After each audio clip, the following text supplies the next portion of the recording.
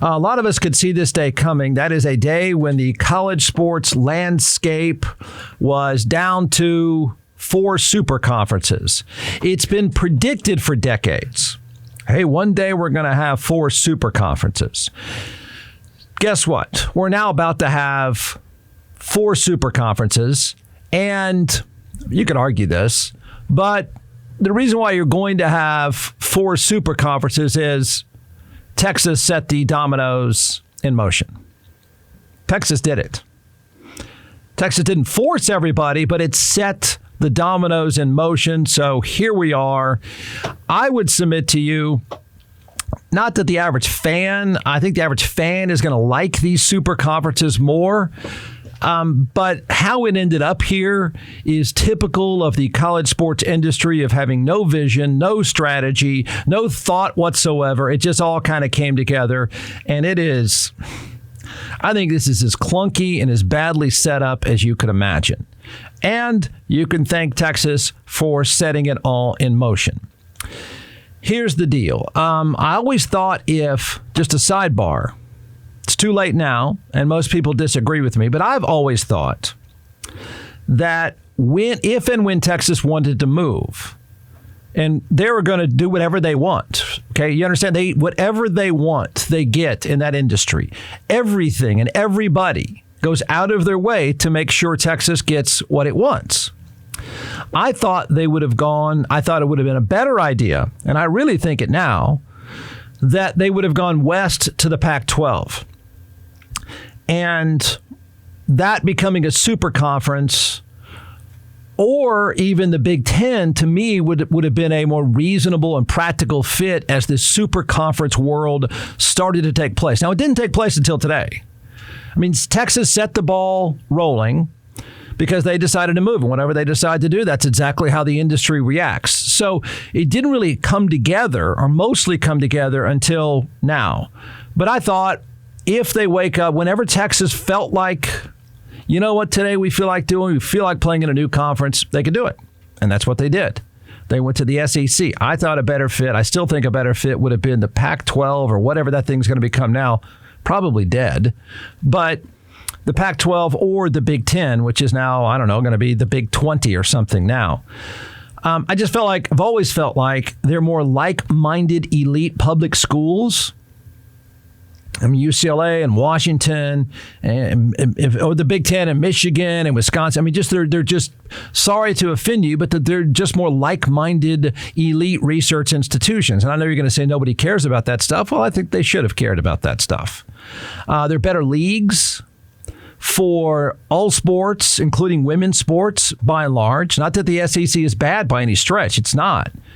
But if you were to consider, and I know nobody does, if you were to consider the other sports, it just made a little more sense to go to the Midwest or to the West Coast. It made better trips for fans, I would submit to you. And most importantly, bigger TV markets. And I think that's where we're going to end up today. And I'm not going to say that Texas is going to second guess themselves. They should. But I don't know they will, because they're going to make plenty of money. I think there could have been more money to make. And I think it's happening right now, like as in today. So they're not doing that. Texas didn't go to either one of those. They're going to the SEC. They're on their way to the best football league in the country, surrounded by the best high school football in the country, where the most draft picks and the most coaches' money is there. They did it for football. I don't think it's the best fit, but they did it for football, and they're already rich. They'll just get wealthier. I think it could have been more. So when Oklahoma and Texas announced they were leaving, this day was fast-tracked. What we're going to talk about, what you're going to see now and hear now, and I'm just going to give you the reasons why it's all happening. And they are stupid, and they are lacking any vision whatsoever. Not Texas. The entire industry has no idea what it's doing. It just reacts. So you can trust this will get screwed up. You can trust it. College sports is completely lacking focus and vision. The NFL is like a case study in focus and vision. College football because it's all disjointed and it's a bunch of bureaucrats, is a case study in dysfunction and being clueless about having any strategy whatsoever. So this giant thing that is happening today of these leagues now moving together in the weirdest connection between Washington and Wisconsin and Oregon and Illinois, it's going to be screwed up. So Texas and Oklahoma decide to bolt. I thought going a different way would have been the idea, but they're not. So it's the next phase of conference realignments. It makes no geographical sense at all. Goodbye, Pac-12. You're done. Good night. See, when we teach business classes, we teach not to do what you did, Sears. There's a ward rule, just to let you in on something. I like these phrases. I don't think of them ahead of time, but people tell me they're pretty weird and quirky, but I hope they work. There's a fundamental rule I think we all need to try to live by. We do the best we can to live by it. Don't be Sears. Don't be Sears. If you want to add to that, don't be Radio Shack. Pac-12, you're Radio Shack. You sat there and you're dead. Can't even get on Craigslist. You're dead. Waited around, you die. See how it feels? See how it feels to be Radio Shack? How does it feel to be Radio Shack today? So why this is happening? Why? Don't let any stuffy bureaucrat or pinhead coach or anybody tell you that it's being done for any reason other than media deals. Conferences are now scrambling like crazy, have scrambled as of today, to put together the most attractive TV markets they can in order to drive up the media rights. It's not a real complicated formula. I'm sure most people understand this, but a network whose job is to exist to sell to advertisers. Advertisers want qualified. They don't just want quantity. They want qualified customers. So the networks want as many of these TV sets and attractive eyeballs to sell ED, beer, and financial services and video games and trucks as they can.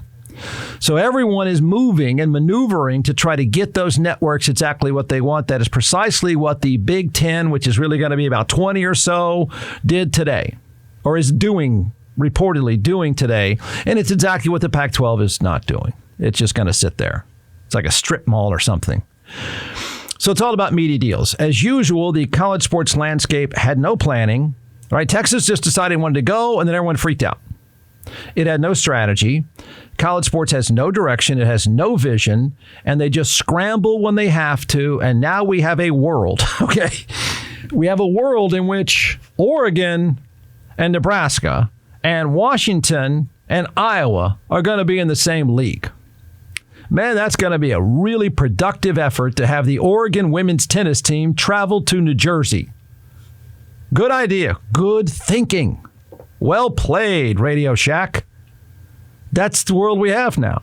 Now, I mean, you could say, well, at least Texas is going to, beautiful places like Mississippi and Alabama. Yeah, true.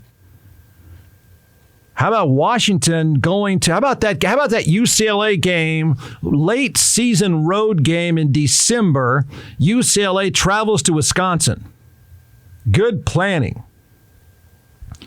They'll eat up whatever they make and travel. You fools. But it's done. No, it's on its way to being done. And the football will be pretty good. We'll watch. That's all they care about. So had the leagues planned it all, the super conferences could have made sense. Instead, they don't make any sense at all. Everyone waited around. Texas made the move. Then they all said, oh, man, let's come up with something. And somebody at Oregon said, screw this. Let's get out of the Pac-12. Hey, I know. Let's go to Wisconsin. Because that'll be great for our tennis team in November. So that's where they're headed. All right, here's the story today that's out. I don't think fans are going to care. You watch on TV anyway. But I'll bet you that price of the volleyball team going to, from Washington to, what is the farthest place they could travel? I don't know, somewhere in the Big Ten. Well, it doesn't matter. It's all like just the middle of America. It's kind of the same, right? TheSpun.com says apparently there are two high-profile programs from the Pac-12 that are confident they could join the Big Ten. According to Jason Shearer, Oregon and Washington believe they will join the Big Ten.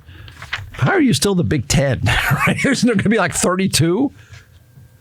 Oregon and Washington believe they will be able to get into the Big Ten at a decreased share once the president and commission situations are straightened out, Scheer reported. Okay? I truly believe this is the end game, tweeted one fan.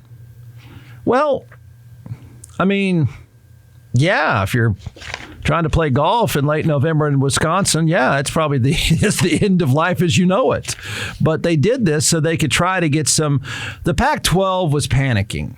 The Pac-12 sat around, waited around, was hoping something would work out. Everyone would stick around. UCLA and USC bolted.